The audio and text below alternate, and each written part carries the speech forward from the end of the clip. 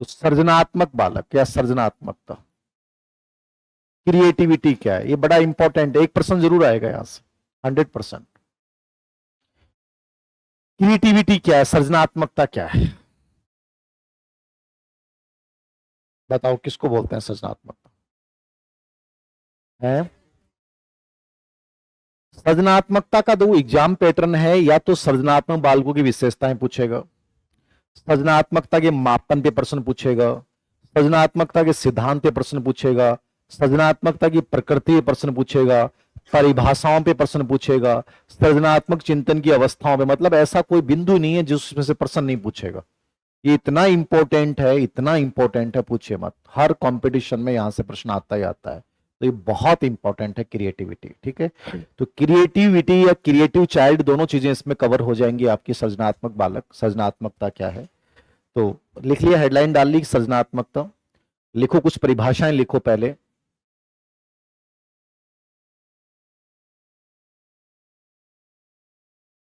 करो एंड करो के अनुसार,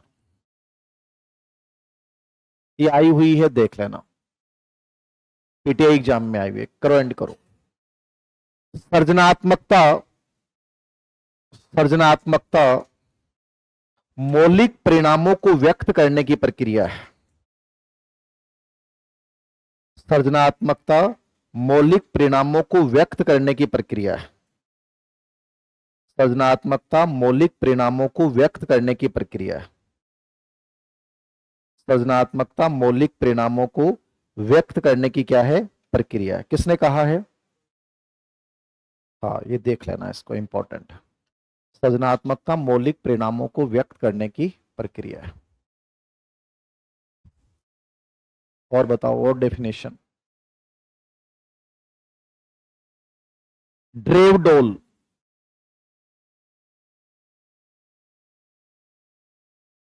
ये वैसे आई नहीं है, लेकिन इसको सबसे लोकप्रिय परिभाषा माना जाता है। क्या माना जाता है इसको?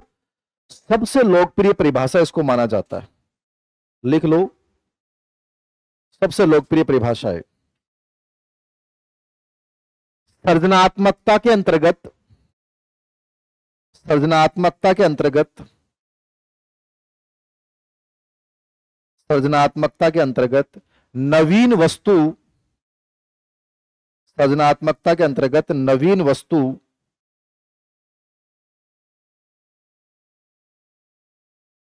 सृजनात्मकता के अंतर्गत नवीन वस्तु या विचारों का, या विचारों का, नवीन वस्तु या विचारों का उत्पादन निहित होता है। सृजनात्मकता के अंतर्गत नवीन वस्तु या विचारों का उत्पादन निहित होता है। किसने कहा है? ड्रेवडॉल ने। ये लोकप्रिय परिभाषा मानी गई क्रिएटिविटी की, बट अभी तक जो है इस पे कोई प्रश्न आया नहीं। एक परिभाषा और थी, इसके मेरे दिमाग से निकल रही है, कोई टाइम आई थी वो,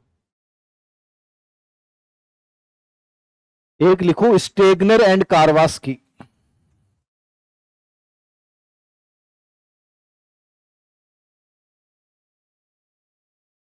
कारवास्की,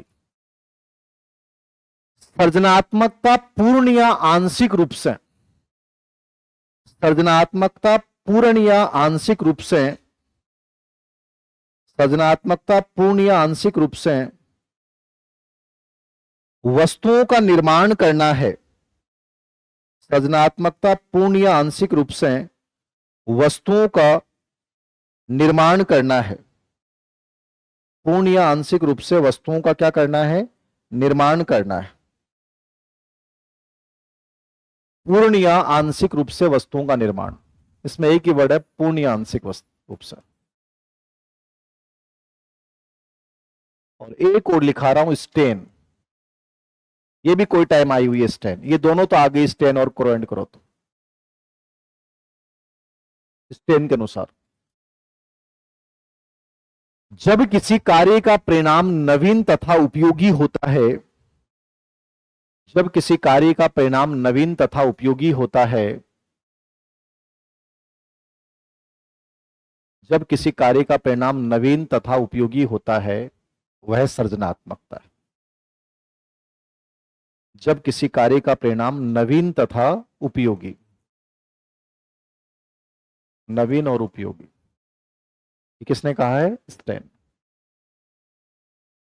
देखो 4 डेफिनेशन लिखाई है मैंने, इसमें करो एंड करो मौलिक परिणामों को व्यक्त करने की प्रक्रिया एग्जाम में आ गई अधीनस्थ सेवा चयन बोर्ड द्वारा। स्टेन कोई टाइम में 3rd ग्रेड में आई हुई है।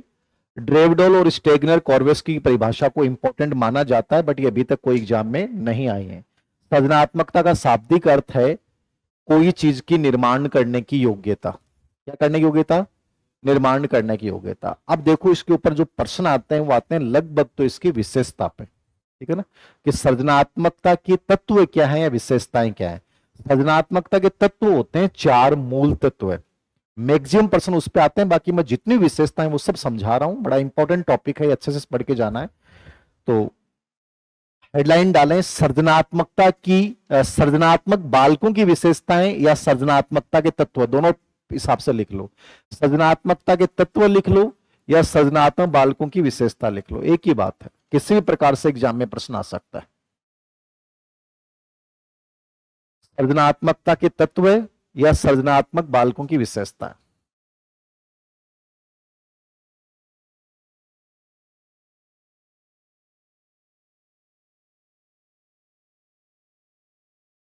या सृजनात्मक बालकों की विशेषताएं। लिख लिया? कोई डाउट है किसी को? पक्का नहीं है? 200%?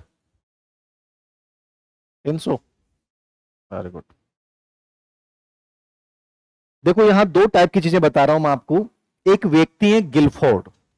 एक प्रश्न तो इसके अनुसार आता है कि गिलफोर्ड ने सृजनात्मकता के तत्व क्या बताए, तो गिलफोर्ड ने अलग बताए, और जो सामान्य है वो मतलब किसी पर्टिकुलर व्यक्ति के नहीं है, वो सामान्य रूप से सबके हैं। तो पहले हेडलाइन डाल लो, गिलफोर्ड के अनुसार सृजनात्मकता के तत्व। गिलफोर्ड के अनुसार सृजनात्मकता के तत्व। गिलफोर्ड ने क्या बताया? गिलफोर्ड क्या बताता है?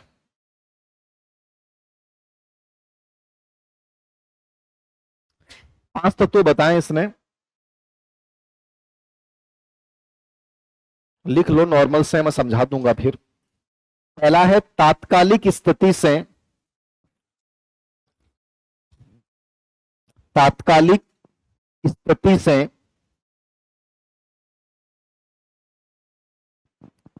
परे जाने की योग्यता।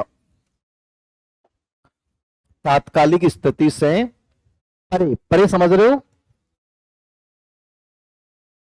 तो मतलब हटकर सोचना, समझ रहे हो यहां पे आप? तात्कालिक स्थिति से परे जाने की योग्यता, मतलब ये हो गया केंद्र विमुख चिंतन। बात समझ में आई क्या? अरे कोई चीज मेरे सामने है, मैं केवल उसी पे सोच रहा हूं, तो उसी पे सोच रहा हूं, वो विमुख नहीं है। मैं उस स्थिति से हटकर सोच रहा हूं, डिफरेंट सोच रहा हूं। ये जो चीज सामने है वो नहीं है, इसके पीछे कुछ और है, तो मैं हटके सोचूंगा। तो एक कौन चिंतन हो गया? केंद्र विमुख चिंतन। तो दोनों एग्जाम में आ सकते हैं। केंद्र विमुख चिंतन की बात किसने की है? गिलफोर्ड ने। या तात्कालिक स्थिति से परे जाने की योग्यता किसने बताई? गिलफोर्ड ने। नंबर 2, समस्या की पुनर्व्याख्या करने की योग्यता। समस्या की पुनर्व्याख्या करने की योग्यता। समस्या की पुनर्व्याख्या करने की योग्यता।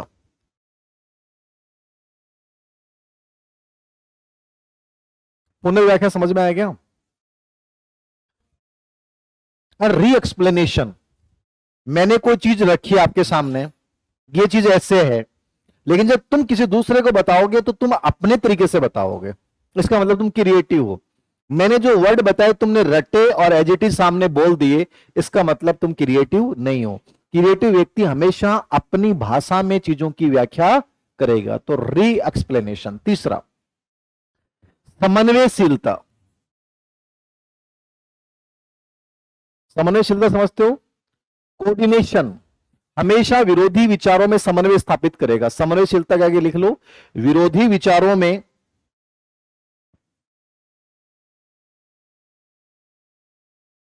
विरोधी विचारों में संतुलन स्थापित करना।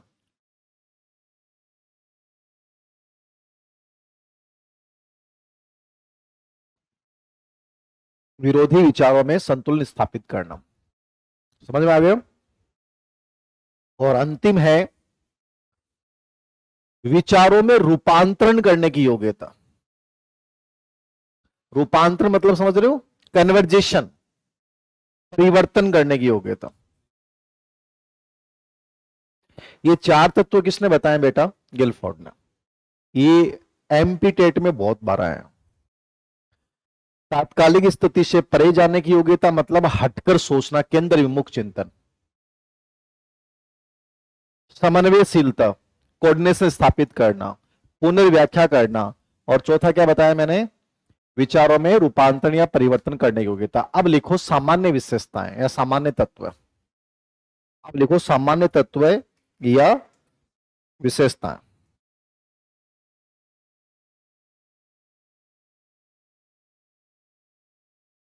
ये चार गिलफोर्ड के अकॉर्डिंग पूछे था, बताना आप।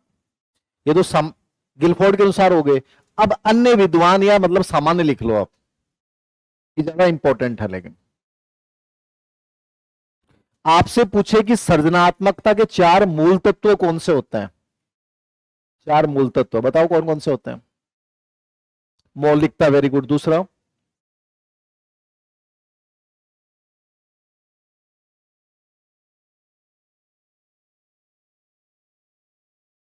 मौलिकता नवीनता का पार्ट है, बताओ फटाफट, कोई भी बच्चा। धारा प्रवाहिता होता है। और बताओ, दो और बच गए। फ्लेक्सिबिलिटी होती है। और एक और बच गया, एलोबरेशन, विस्तारण। ये चार सृजनात्मकता के मूल तत्व होते हैं। सबसे ज्यादा प्रश्न इन्हीं पे आता है, तो लिख लो। चार मूल तत्वों में पहला है मौलिकता। मौलिकता का मतलब है ओरिजिनलिटी। ये ओरिजिनल होनी चाहिए चीजें। क्रिएटिविटी के लिए बहुत जरूरी क्या है? ओरिजिनलिटी होनी चाहिए, मौलिकता होनी चाहिए। समझ में आ गया मौलिकता मतलब? सृजनात्मकता होने के लिए जरूरी है जो चीज तुम करो वो ओरिजिनल हो, तुम्हारा अपना हो। समझ गए? तो पहला तत्व होता है मौलिकता। इसमें नवीनता वर्ड अपने आप शामिल आ जाता है। ठीक है। दूसरा है धारा प्रवाहिता। धारा प्रवाहिता मतलब फ्लुएंसी।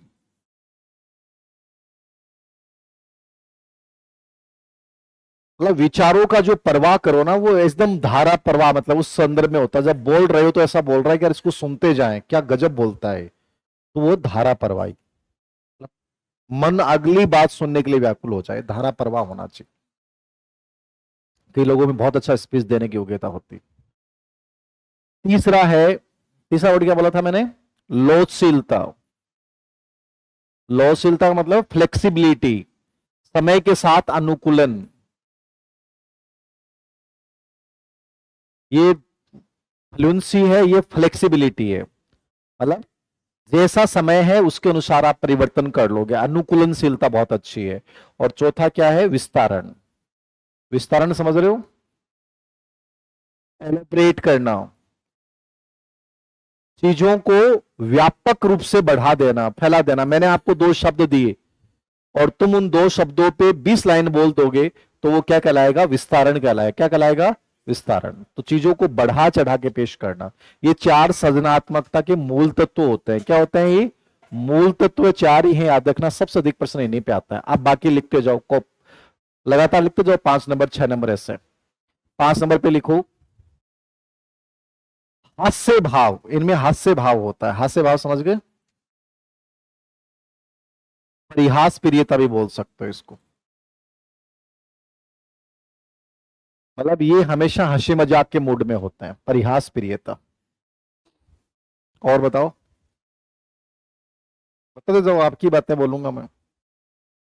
उपयोगिता, जो भी कार्य करेंगे वो यूजफुल होगा। ऐसे प्रश्न बहुत बार आए हैं। एक बच्चा किसी वस्तु से एक उपयोगी वस्तु का निर्माण करता है, वह क्या है? अनुपयोगी वस्तुओं से सुंदर पेंटिंग बनाता है, वह क्या है? तो यूज, जो भी काम करेंगे वो यूजफुल होगा। ऐसा नहीं हर कुछ कचरा बना दिया, उपयोगिता होगा। और बताओ, दूरदर्शिता। ये दूर की चीजें देख लेते हैं, दूरदर्शिता।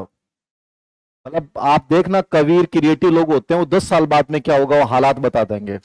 लोगों की जिंदगी में ये आ जाएगा, लोग इसके पीछे भागेंगे। मतलब 50 साल पहले ऐसा कौन से कवि हैं भारत के पुराने टाइम में, लेखक है, उनका एक निबंध पढ़ा था कि ऐसा युग आएगा जहां रिश्ता रिश्ते को खाएगा।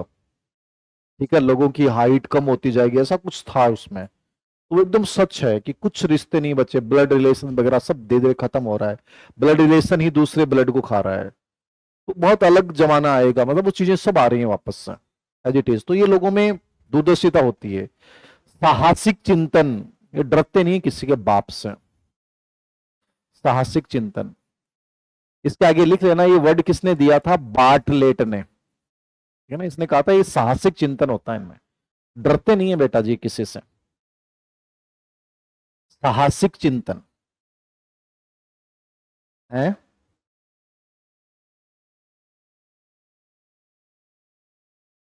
हाँ, ये भी होता है इनमें। साहसिक चिंतन की बात लिखो आप, कितनी विशेषताएं होगी? 8। फिर 9 नंबर पे लिखो जिज्ञासावादी। रिस्पॉन्स मतलब क्यूरियोसिटी होती है इनमें, जिज्ञासावादी। समस्या समाधान की योग्यता, समस्या समाधान स्वयं करते हैं। उत्तरदायित्व, रिस्पॉन्सिबल। कल्पनावादी होते हैं ये, मतलब इनमें एक चिंतन होता है सवली चिंतन। सवली चिंतन सुना है आपने? Autistic thinking.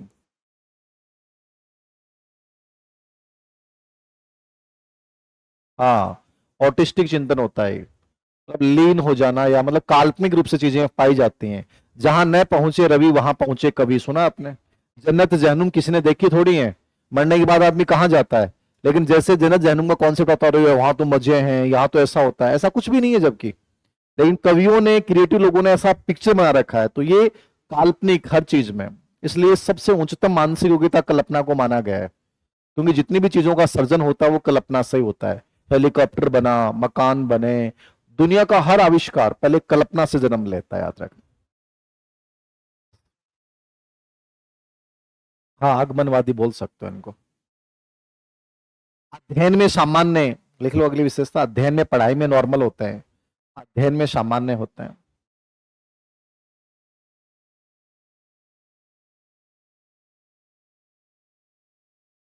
कार्यलीनता,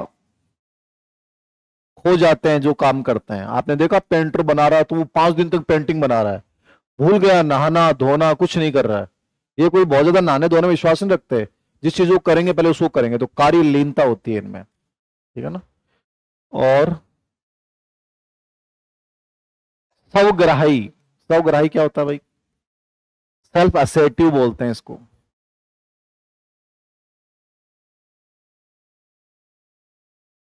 सेल्फ असर्टिव क्या होता है?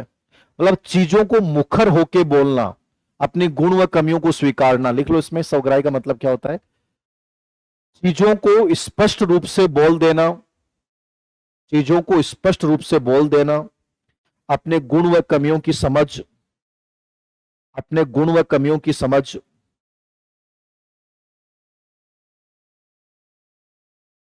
स्पष्टवादी,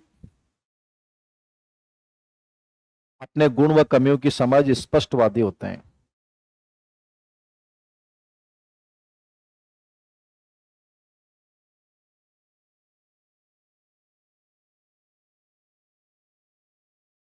प्रबलता का गुण भी पाया जाता है। प्रबलता समझते हो? प्रबलता कोई वह बताए बच्चा, प्रबलता क्या होती है? डोमिनियंस, मतलब ये जहां होता है ना वो, कि ये बात ऐसे है, अपनी बात को थोक बजा के बोलते हैं। डोमिनियंट टाइप पर्सनैलिटी हो जाती है इनके, प्रबलता का तत्व पाया जाता है। डोमिनियंट होते हैं, तो अपने विचारों को सबसे ऊपर रखना चाहते हैं। संवेदनशील, सेंसिटिव होते हैं ये लोग। संवेदनशीलता,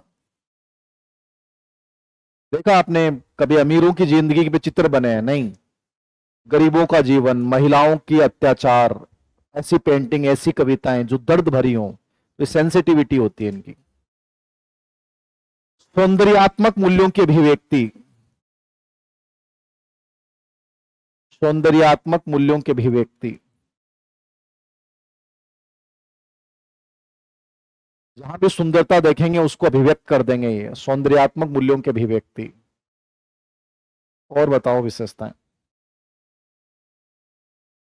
लीडरशिप का गुण पाया जाता है इनमें, नेतृत्व का गुण, आशावादी होते हैं, नेतृत्व का गुण पाया जाता है, आशावादी होते हैं, उत्साही होते हैं, लिखते जाओ, आशावादी, उत्साही। कितनी विशेषताएं होगी? महत्वाकांक्षी, महत्वाकांक्षी होते हैं,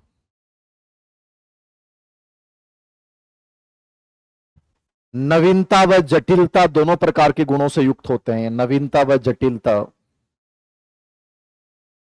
नवीनता व जटिलता। ये नवीनता वाला प्रश्न आया हुआ है, नवीनता भी होती है में, जटिलता भी है, समझ में भी नहीं आते किसी को। नेतृत्व वाला लिख लिया। अभिनव सोच, ये आया हुआ प्रश्न है, अभिनव सोच। अभिनव सोच का मतलब क्या हो गया? नई सोच, नए तरीके, अभिनव सोच।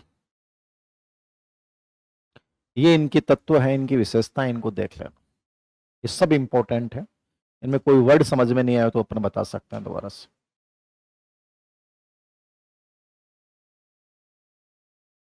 ये सब पढ़ के जाना। हेडलाइन डालो, सृजनात्मकता की प्रकृति, नेचर ऑफ क्रिएटिविटी। प्रकृति क्या होती है सृजनात्मकता की? सृजनात्मकता की प्रकृति बताओ।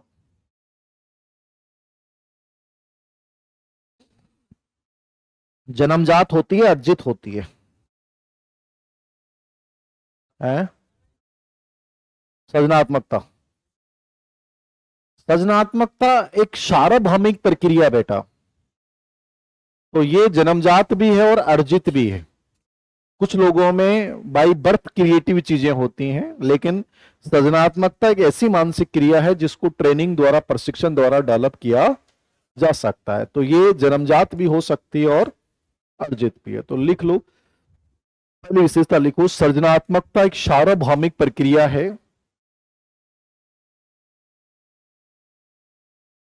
यूनिवर्सल प्रोसेस है, जो जन्मजात व अर्जित दोनों होती है। सृजनात्मकता एक सार्वभौमिक प्रक्रिया है जो जन्मजात व अर्जित दोनों होती है।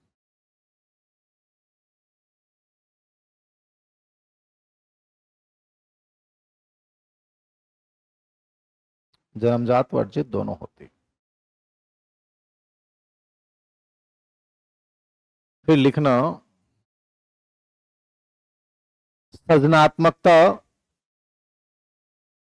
का विकास 6 वर्ष से प्रारंभ होता है। ये सब प्रश्न आए हुए एग्जाम में। इसका विकास कब से प्रारंभ होगा? 6 वर्ष से, मतलब बाल्यावस्था से, और कब तक चलती है? 30 वर्ष की अवस्था में उच्चतम सीमा पे पहुंच जाती है। सृजनात्मकता का विकास 6 वर्ष से प्रारंभ होता है और 30 वर्ष की आयु में उच्चतम सीमा पे पहुंच जाता है। एक बच्चा पूछ रहा है, सर रिस्पॉन्सिबल, उत्तरदायित्व क्या होता है? उत्तरदायित्व मतलब है जो काम दिया गया है उसको जिम्मेदारी से करना।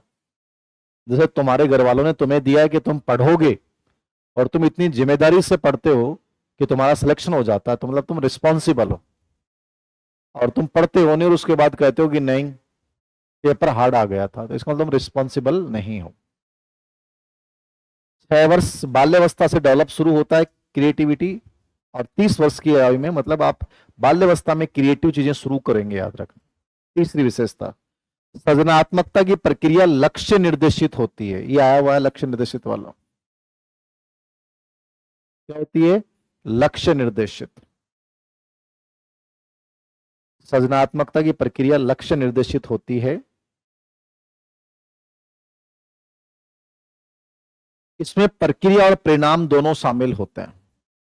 इसमें प्रक्रिया भी शामिल होती है और परिणाम भी शामिल होता है। सृजनात्मकता की प्रक्रिया लक्ष्य निर्देशित होती है, इसमें प्रक्रिया और परिणाम दोनों शामिल होते हैं।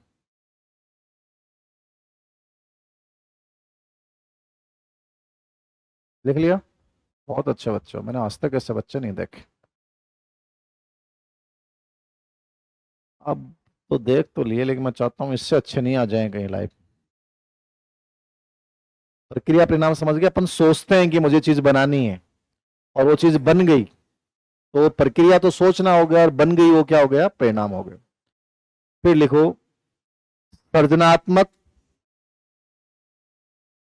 का संबंध, ये सबसे इंपॉर्टेंट लाइन है, आपको कोई भी लाइन नहीं याद रही है जरूर याद रखना। सृजनात्मकता का संबंध अपसारी चिंतन, सबसे अधिक बार प्रश्न। अपसारी, अपसारी मतलब डाइवर्जेंट। सृजनात्मक अपसारी चिंतन, आउट ऑफ बॉक्स चिंतन।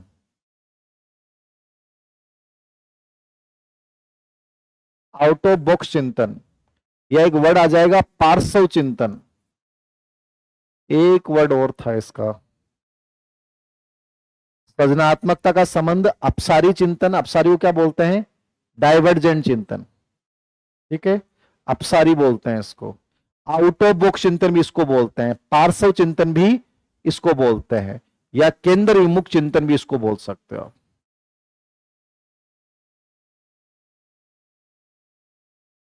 ये तीनों चारों में से कोई सा भी वर्ड आ जाएगा। पार्श्व चिंतन, अपसारी चिंतन, आउट ऑफ बॉक्स चिंतन। बताएं क्या होता है ये। देखो चिंतन दो होते हैं, एक अभिसारी होता है और एक अपसारी होता है। अभिसारी तो होता है अपन एक दिशा में एक तरीके से सोचते हैं, इसको बोलते हैं कन्वर्जेंट थिंकिंग। और अपसारी होता है जो हर चीज को नए तरीके से हटकर सोचता है, बॉक्स से हटकर, आउट ऑफ बॉक्स, जो चीज सामने उससे हटके सोचेगा। ऐसे बच्चे बहुत प्रोग्रेस करते हैं, याद रखना। मैं भी एक स्कूल में गया था तो उसने कहा, मैडम ने कहा एक बच्चा है सर, वो हम जैसे लिखाते हैं, वो जब वो लिख के लाता है एग्जाम में, जब प्रश्न लिखता है तो हमारी भाषा नहीं लिखता, वो खुद की भाषा लिखता है, तो वो टॉप कर, क्लास में टॉप करता है। मतलब वो चीजें पसंद आती हैं सबको। आप चीजों को जैसी हैं वैसी मत करो, कुछ डिफरेंट करोगे, आउट ऑफ बॉक्स चिंतन। ये सबसे इंपॉर्टेंट विशेषता, सबसे अधिक बार एग्जाम में यदि कोई प्रश्न आया है तो इसके ऊपर आया है। फिर लिखो आप, सृजनात्मकता और बुद्धि का सकारात्मक संबंध होता है। सृजनात्मकता और बुद्धि का सकारात्मक संबंध होता है। सृजनात्मकता और बुद्धि का सकारात्मक संबंध होता है। इसका मतलब क्या है ये बताओ मुझे। इससे प्रश्न आते हैं, दो तीन प्रश्न आते हैं। मतलब पहले प्रश्न आ गया कि सभी बुद्धिमान बच्चे सृजनात्मक होते हैं, सही की गलत है। हाँ, सही नहीं है, सभी नहीं हो सकते, कुछ हो सकता है, नहीं हो सकता, ठीक है। तो क्या मंद बुद्धि बालक सृजनात्मक हो सकता है, नहीं हो सकता। क्या 140 आईक्यू वाला बच्चा सृजनात्मक हो सकता है और नहीं भी हो सकता।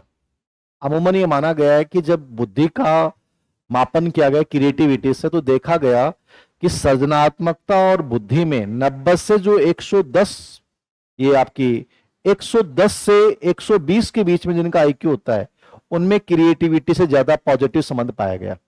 इससे नीचे वालों में भी न्यून पाई गई, और 120 से ऊपर वालों में भी क्या पाई गई, न्यून पाई गई। मतलब सृजनात्मकता का इसको बोलते हैं देहली मॉडल। कौन सा मॉडल बोलते हैं, कि सृजनात्मकता के विकास के लिए औसत से अधिक बुद्धि होनी चाहिए, यानी 110 से अधिक, और 120 के बाद सृजनात्मकता फिर बच्चों में कम पाएगी, और 90 से कम में 110 से नीचे भी क्या पाई गई, कम। यानी मंद बुद्धि बच्चों में तो बहुत रेयर चांस, मंद बुद्धि में क्रिएटिविटी होगी नहीं, याद रखना। तो यहां थोड़ी सी मैं एक्सप्लेन कर रहा हूं चीजों को, ऐसा प्रश्न बनता है तो लिखो नोट डाल के, नोट।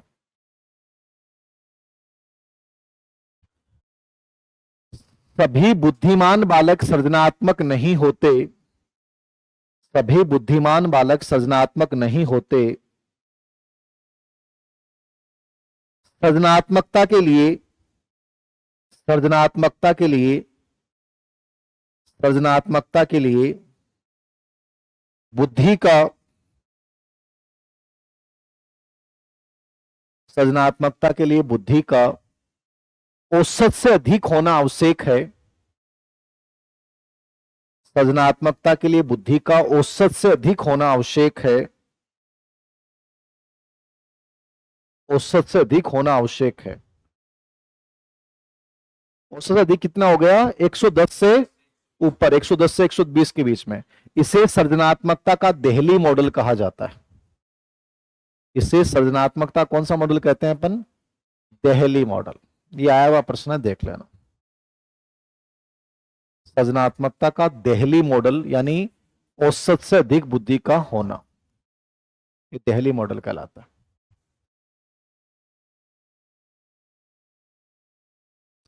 एक प्रश्न अभी आरपीसी सेकंड ग्रेड में आया था कि सृजनात्मकता और शैक्षिक उपलब्धि एक दूसरे से संबंधित होती हैं, सही कि गलत है? गलत है। जरूरी नहीं है क्रिएटिव व्यक्ति शैक्षिक उपलब्धि में अच्छा होगा, वो बहुत बिलो हो सकता है, पढ़ाई में नंबर ही नहीं आ सकते उसके, तो ये संबंधित नहीं होती। अच्छा प्रश्न था, लिख लो। सृजनात्मकता और शैक्षिक उपलब्धि एक दूसरे से, सृजनात्मकता व शैक्षिक उपलब्धि एक दूसरे से प्रत्यक्ष रूप से संबंधित नहीं होती। सृजनात्मकता और शैक्षिक उपलब्धि प्रत्यक्ष रूप से एक दूसरे से संबंधित नहीं होती, अर्थात सृजनात्मक बच्चे पढ़ाई में कमजोर हो सकते हैं। सृजनात्मक बच्चे पढ़ाई में कमजोर हो सकते हैं।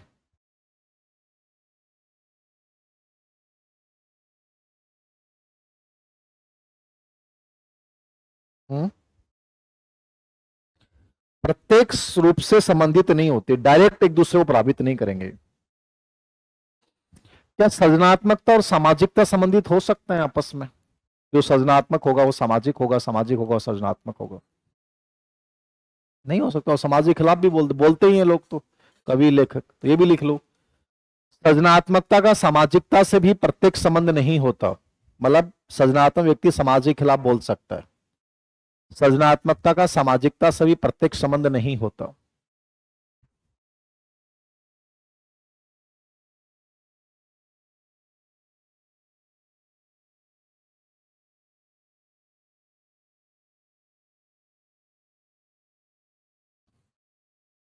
सामाजिकता से भी प्रत्यक्ष संबंध नहीं होता, अर्थात मतलब वो समाज के विरुद्ध भी बोल सकते हैं, इसका मतलब ये समझ में आना चाहिए आपके।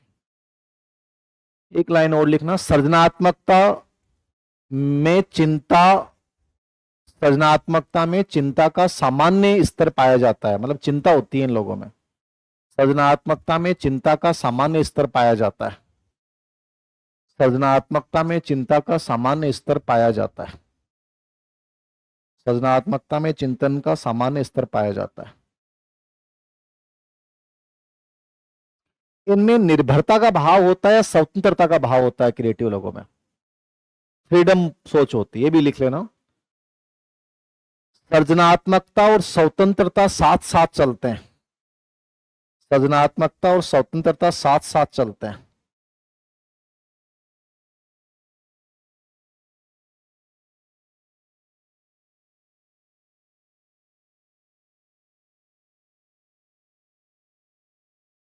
क्या सृजनात्मक लोग चीजों को दबाएंगे, यस या नो? ये दमन का प्रयोग नहीं करते, भी लिख लें। सृजनात्मकता में दमन का गुण नहीं पाया जाता, तो चीजों को रिप्रेस नहीं करते लोग। सृजनात्मकता में दमन का गुण नहीं पाया जाता, दबाते नहीं है चीजों को।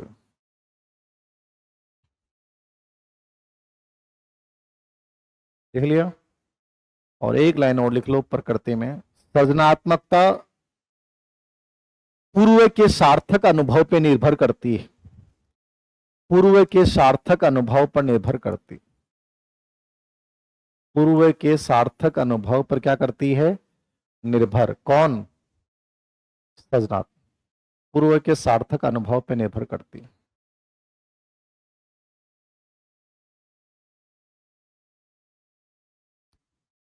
लिख लिया? क्या सृजनात्मकता को प्रशिक्षण द्वारा डेवलप किया जा सकता है? किया जा सकता है, ठीक है। सृजनात्मकता का दमन, सृजनात्मकता में दमन का गुण नहीं पाया जाता, दमन मतलब दबाते नहीं है। और लास्ट में क्या बोला मैंने? स्वतंत्रता गुण पाया जाता है, ये लिख लिया। सृजनात्मकता पूर्व सार्थक सार्थक अनुभव, सार्थक मतलब मीनिंगफुल एक्सपीरियंस, आपके कोई चीज आपने की है पहले से और वो चीज अच्छी बन गई है, क्रिएटिव बन गई है, तो वो आप में और क्रिएटिविटी को डेवलप करेगी। तो पूर्व का सार्थक अनुभव इसमें योगदान देता है। ये इसकी प्रकृति संबंधी जितने भी तथ्य थे वो सब मैंने लिखा दिए हैं। अब अपन चर्चा करेंगे इसके तीसरे बिंदु पे, सृजनात्मकता के प्रकार। सृजनात्मकता के प्रकार, यहां पे एक प्रश्न आया हुआ है अभी तक एग्जाम में, सृजनात्मकता के मुख्य प्रकार तो 3 होते हैं, लेकिन टेलर ने सृजनात्मकता के 5 प्रकार बताए, उस पर प्रश्न आया हुआ बहुत अच्छे लेवल का। तो सृजनात्मकता के मुख्य प्रकार 3 होते हैं, इस पे कोई प्रश्न नहीं आया है। कौन कौन सृजनात्मकता होती है?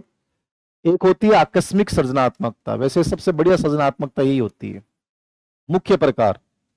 एक होती है सहज सृजनात्मकता, और एक होती है संरक्षणात्मक, कंजर्वेटिव।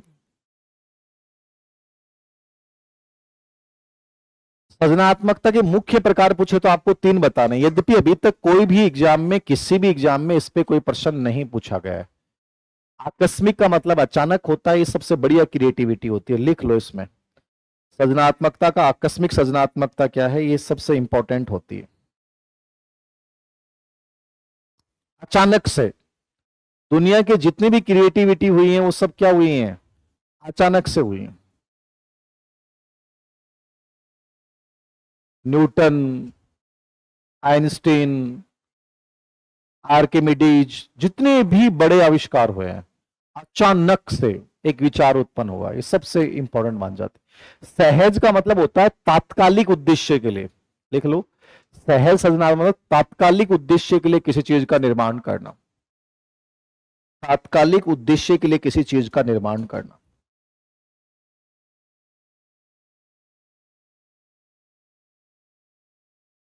तात्कालिक उद्देश्य के लिए। और संरक्षणात्मक होता है आने वाली पीढ़ियों के लिए। सहज का मतलब तात्कालिक है, संरक्षणात्मक का मतलब क्या है? आने वाली पीढ़ियों के लिए, कि मैं आने वाली पीढ़ी के लिए कोई चीज बना दूं, मेरे बच्चों के काम आएगा, उनके बच्चों के काम आएगा, वो होती है संरक्षणात्मक सृजनात्मक। कोई डाउट है किसी बच्चे को? पक्का नहीं है? आगे बढ़े? डन? लॉक कर दें इसको? है? ओके। टेलर, ये कोई विशेष नहीं है ना, छोड़ देना चाहिए। टेलर वाली इंपॉर्टेंट है बेटा, इसको निम्न से उच्चतम क्रम में पूछेगा आपसे कि निम्न प्रकार कौन सा और उच्चतम प्रकार कौन सा है। टेलर के अनुसार सृजनात्मकता के प्रकार, टेलर ने 5 प्रकार की सृजनात्मकताएं बताई हैं। पहली है अभिव्यक्ति परक,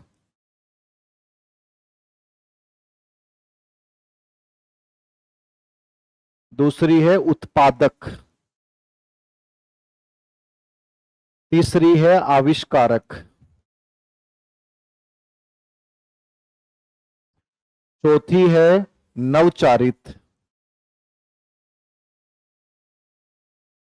पांचवी है आपत्तिक। ये निम्न से उच्चतर याद रखना, 1 नंबर है ये सबसे निम्न है, और 5 नंबर है ये सबसे उच्चतम है। ऐसे प्रश्न पूछेगा निम्न से उच्चतर। अभिव्यक्ति परक सृजनात्मकता एक्सप्रेसिव बोलेंगे, इसको क्या बोलेंगे? एक्सप्रेसिव, ठीक है ना। ये क्या हो जाएगी आपकी? प्रोडक्टिव हो जाएगी। क्या हो जाएगी? प्रोडक्टिव हो जाएगी। ये क्या हो जाएगी? इन्वेंट्री हो जाएगी। क्या हो जाएगी? इन्वेंट्री। ये क्या हो जाएगी? इनोवेटिव हो जाएगी। ये क्या हो जाएगी? इनोवेटिव। और ये क्या हो जाएगी? इमर्जनेटिव,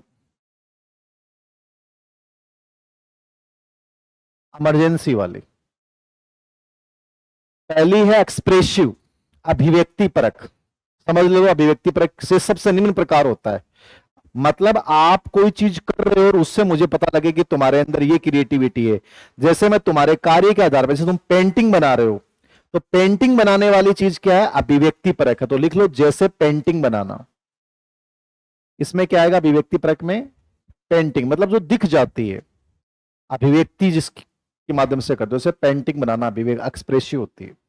ये निम्न प्रकार होता है। उत्पादक का मतलब क्या? प्रोडक्टिव। प्रोडक्टिव क्या होती है?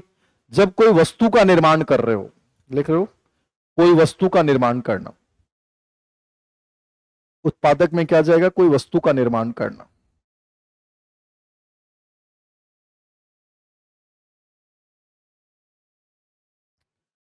तीसरी है आविष्कारक, इन्वेंशन। इन्वेंशन क्या होता है? या इन्वेंट्री, इन्वेंट्री या इन्वेंशन। जब तुम कोई नई चीज खोजते हो, खोजना उत्पादन से बड़ा होता है, तो लिख लो, जब नई चीज की खोज की जाती है, नई चीज की खोज की जाती है।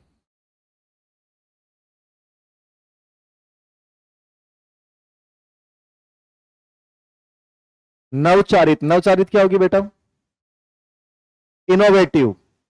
चीजों को मतलब जो पहले से चीज की हुई है उसको नए तरीके से डिजाइन करना, लिखा ना, पहले से निर्मित वस्तु को नए तरीके से बनाना, प्रस्तुत करना, ये ज्यादा मेहनत वाला काम होता है, पहले से बनी हुई चीज को नए रूप में प्रस्तुत करना। और लास्ट कौन सी होती है? आपत्तिक। आपत्ति क्या होता है? इमरजेंसी वाली, अचानक से कोई चीज की खोज करते हो। आपत्तिक में क्या आएगा? अचानक से किसी चीज की खोज करना, ये सबसे बेहतरीन होती, अचानक से किसी चीज की खोज करना। बताओ यहां तक कोई बच्चे के दर्द हो, समस्या हो तो बताओ। नहीं, ये निम्न से उच्च स्तर पूछेगा, टेलर ने बताई है, याद रखना। हेडलाइन डालो सृजनात्मक चिंतन की अवस्था, ये मोस्ट इंपॉर्टेंट। सृजनात्मक चिंतन की अवस्था ग्राहम ने बताई है। किसने बताई है? कई लोगों ने बताया, रिली लेविस ने भी चर्चा की, बट इसका वर्गीकरण सबसे इंपॉर्टेंट माना जाता है। ग्राहम ने सृजनात्मक चिंतन की अवस्था बताई है, ये मोस्ट इंपॉर्टेंट है, इससे बहुत प्रश्न आ गए हैं आपके। एक तो रीट का प्रश्न बहुत चर्चित था। पहला आयोजन होता है, प्रिपरेशन, प्लानिंग। दूसरा होता है उद्भवन, इंक्यूबेशन।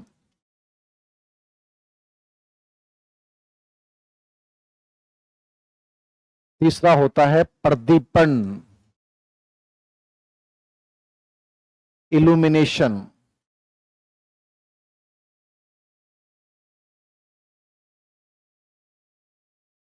चौथा होता है सत्यापन,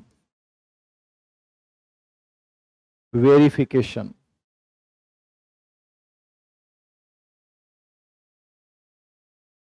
आयोजन प्रिपरेशन लिख लो या प्लानिंग लिख लो, एक ही बात है।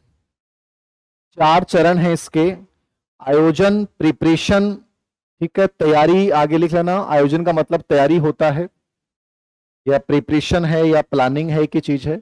उद्भवन, इंक्यूबेशन बोलेंगे, INCUBATION, INCUBATION, इंक्यूबेशन, ये अर्थ समझ में आएंगे फिर।